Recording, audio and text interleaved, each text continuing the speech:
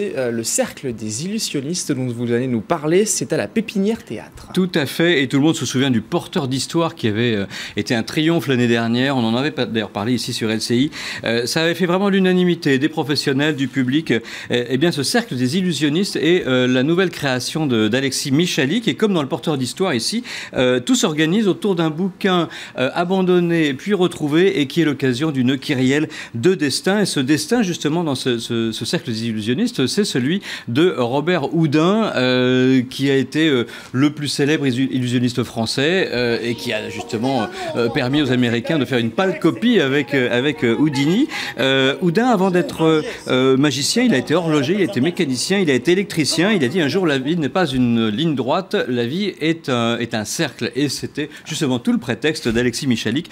Pour lui, c'est l'occasion d'un jeu de pistes, de brouiller des récits pour mieux les débrouiller ensuite. Enfin, c'est vraiment très bien fichu, une fresque menée tambour battant. Quelques jeunes comédiens vraiment formidables, Jeanne Arène, Maud Baker, Vincent Jonquet, Mathieu Métral et Arnaud Dupont. En voici quelques extraits. Écoute cette histoire. Avril ? Oui, c'est moi. Excusez-moi, l'automate là, derrière l'armoire, c'est l'original ? Qu'est-ce que c'est ?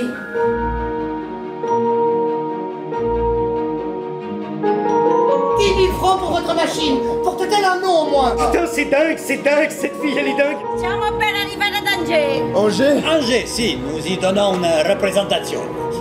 Comment elle peut connaître Robert Houdin ? Seriez-vous mécanicien ? Horloger et apprenti escamoteur. Le public a l'air d'aimer. Tiens, regarde. Robert Houdin, 1805-1871. Et après, le théâtre a fermé ? Bénéfice 350 000 francs or, monsieur Méliès. Le Cercle des illusionnistes, c'est le nouveau spectacle d'Alexis Michalik avec toute une troupe de jeunes comédiens formidables. C'est à la Pépinière Théâtre tous les soirs à 20h30. Un autre jeune comédien qui cartonne, on peut le dire, dans son domaine, c'est le One Man Show. Il s'appelle Verino et c'est un nouveau spectacle qui sent le vécu. Tout à fait, il s'installe à la Comédie Comartin. C'est à mon avis l'une des plus belles découvertes de ces dernières années pour le petit monde de l'humour. Et notre ami Laurent Ruquier a eu du nez. Voilà, on l'a beaucoup vu dans On demande qu'à en rire. Il en était quasiment un des secrétaires perpétuels de cette émission. Il y a quelques semaines, il triomphait encore à l'Olympia avec son dernier spectacle. Et là, le voici à la Comédie Comartin. Tous les jeudis, tous les vendredis, tous les samedis. Et comme son premier spectacle, il s'inspire de sa vie quotidienne pour la tourner un peu en dérision. Et comme son événement, sa vie, on le comprend, a été de devenir papa récemment, le voici donc aujourd'hui proclamé adulte responsable, de mots dont il ignore absolument toute signification. Alors il observe, il traque et dessine sur scène toutes les vicissitudes de sa nouvelle vie d'adulte, une vie dans laquelle il va devoir s'habituer évidemment. Vicissitude, c'est un mot qu'il n'utilisera évidemment jamais dans son spectacle. Verino, c'est le bon pote. Il a une super bonne tête, il est super drôle, ses sketchs sont super bien écrits. Je vous propose tout de suite d'en voir quelques extraits. Et la deuxième raison pour laquelle je suis très ému, c'est que je viens d'avoir un petit garçon. Et ouais. Ouais. Bon, il a 2 ans et demi maintenant, mais quand même. Non mais ça reste émouvant, c'est émouvant et flippant à la fois, parce qu'en fait c'est un grand blond avec la peau claire. Oh yeah. Un grand blond avec la peau claire. Tous les jours je le regarde, je veux bien t'aimer, hein, c'est pas ça la question. Non mais dis-moi, qui est ton vrai papa ? Verino s'installe, c'est à la Comédie Comartin du jeudi au samedi, tous les soirs à 20h. On va partir au théâtre du Palais Royal, un des derniers monstres sacrés du théâtre, rend hommage en ce moment à un auteur auquel on ne pense pas assez. Hein. C'est l'une des grandes plumes pourtant du XXe siècle. Il a été un peu démodé, j'ai l'impression, et pourtant on peut pas faire plus actuel. Il était né en 23, il est mort en on l'apprend encore à l'école, je crois. On l'apprend encore un petit peu à l'école, et bon, ce grand monstre sacré, on va pas le cacher, c'est Michel Galabru qui a 92 ans, irradie toujours sur les planches du théâtre du Palais Royal face à Martin Lamotte. Motte dans ses fameux dialogues. Dubillard a été un peu, je dirais un peu oublié. Je trouve qu'il est très très urgent de remonter des scènes du Billard, comme Si Camille me voyait, ou Boivent les vaches, le jardin aux betteraves, ou encore ces dialogues qui sont en fait une contraction de dialogue et de diabolique. On imagine la suite. C'était d'abord des sketchs radiophoniques et Dubillard disait lui-même à propos de ces dialogues, il en parlait comme une respiration comique supposée faire rire sans bêtises. Ce sont des petits chefs-d'œuvre d'humour, d'absurde, de poésie, de questionnement existentiel. Et pour ces mini-sketchs, en fait, qui sont une sorte de ping-pong des joutes verbales, on ne pouvait pas imaginer un tandem aussi royal que Michel Galabru face à Martin Lamotte. C'est un peu, on est un peu au cirque, c'est un peu un tandem de clowns. Vous avez le clown blanc, vous avez l'Auguste, et tous les deux, ils s'interrogent sur le monde. Franchement, c'est génial, il faut y aller. C'est tous les soirs jusqu'au 29 mars seulement, donc il faut se dépêcher. Tous les soirs à 19h. Oui, mais tout de même, vous savez, l'alpinisme, c'est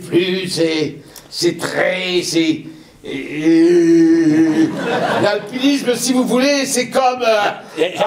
J'avoue que je suis très mal placé pour en parler. Je connais bien la mer, je connais la forêt, oui, la campagne. Qu'est-ce que je connais encore? La ville, oui, je connais bien la ville. Mais la montagne, ça, zéro, je n'y suis jamais allé. Oh là. Ah, vous pensez quelque chose? Oh oui. Vous avez l'œil fou tout d'un coup. Attendez, je devine. À quoi vous pouvez bien penser? À la petite cousine de Georges. Non, cousine de Georges, non.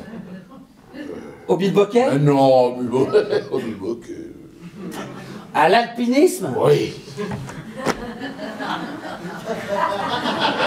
À l'alpinisme. Galabru qui fait du Galabru. C'est Galabru, hein, on est en plein dans le bonhomme. C'est les dialogues, en tout cas, du Billard. Michel Galabru, Martin Lamotte, mise en scène d'Anne Bourgeois. Il faut se dépêcher dernière le 29 mars et c'est tous les soirs à 19h. Et puisqu'on est au Palais Royal, juste rappeler que demain soir, c'est le prochain lundi musical du théâtre du Palais Royal. Et c'est avec un jeune pianiste autrichien, lauréat du concours Chopin de Varsovie en 2010, s'appelle Ingolf Wunder. Il va nous jouer évidemment du Chopin, mais aussi du Beethoven et du Liszt. C'est donc demain soir. Et vous parlez de musique classique, on va prendre la direction de l'Opéra Bastille où vient de démarrer une toute nouvelle production de La Flûte enchantée. Absolument sublime, tout à fait. C'est un des plus beaux spectacles de la saison, à mon avis, à l'Opéra de Paris. Toujours les mêmes ficelles de mise en scène de Robert Carsen, toujours la nature luxuriante en fond de scène. Alors, il y a des mises en scène qui prennent et il y a des mises en scène qui prennent pas. Celles qui prennent pas, ça a été Electra en début de saison, toujours à l'Opéra Bastille. Celle-là, elle prend, on reste bouche bée. Et c'est pourtant déjà la 4e mise en scène d'opéra de la saison de Robert Carsen. Il commence à être bien rodé. La 5e et même la semaine prochaine, ce sera Platé de Rameau à l'Opéra Comique. Tout est sublime, j'ai envie de vous dire. L'orchestre est rutilant sous la direction de Philippe Jordan.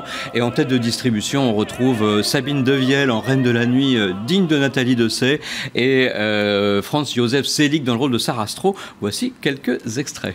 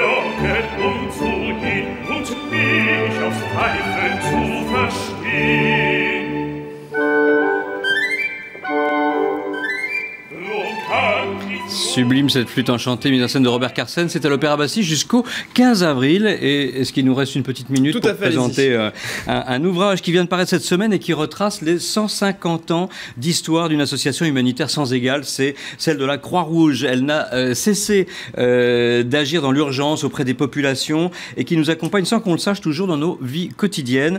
La Croix-Rouge, c'est évidemment la lutte contre la tuberculose, contre le VIH, mais c'est aussi l'aide aux réfugiés, aux personnes sans abri, aux personnes handicapées, aux formations secouristes, sanitaires, sociales. Il n'y a pas que les Restos du Cœur, il n'y a pas que le SIDAction, il y a aussi la Croix-Rouge. On oublie un peu trop ces dizaines de milliers de bénévoles qui sont à notre service et qui règlent un peu les souffrances de nos compatriotes au quotidien. Cet ouvrage est un peu une façon de leur dire merci. C'est signé Frédéric Pinault et ça vient de paraître aux éditions Autrement. Et c'est un très beau livre. Absolument. Merci beaucoup Christophe Combarieux pour ces coups de cœur culture. Dans un instant sur LCI, c'est le journal.